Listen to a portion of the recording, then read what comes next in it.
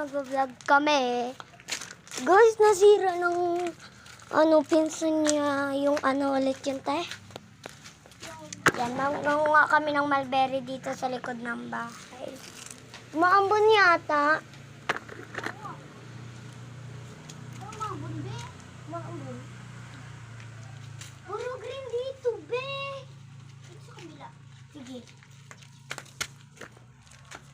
Fast forward. Guys, ito lang nakuha namin. Tignan nyo. Medyo madami naman siya, di ba? Nakalati yan. Kinain nito. Kinain na ito. Nito lang. Siya lang nakaubos. Parang unfair naman ang babaeng kinemberut. Huwag na yan. Halika dito. Hindi ka na nahulog. Ito guys, oh, black. Cheers. Black. Okay. Cheers. Cheers.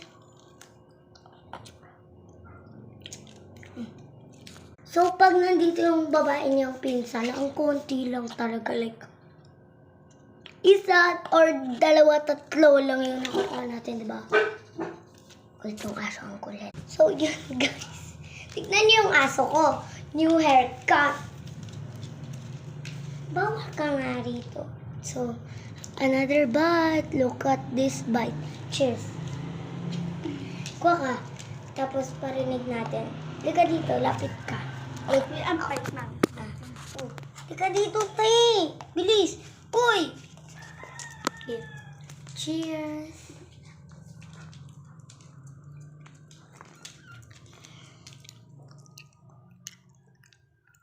Dinig niyo yan?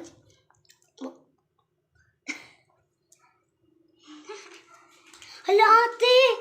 Ang pigmented! Pigmented? Tignan mo. Tignan mo. Parang double layer. Hoy. Ang dulot din kami doon sa doon. Bitne. Yung mga alam niyo, yung mga maarte, ay yung malalandi na nangaagaw ng boyfriend. Gago talaga. Ito naman gano'n sila dito. Balik siya dito. Ay, pwede pala. Uy! Walang tangkay. Kunti lang. Kunti naman ba yung iyan? Oo naman siya. Bagay sa kanya, makasunod na to. So, yun lang guys. Bye-bye. Uy, magbabay ka na. Part 2 guys. Kasi malapit naman na hindi umambon.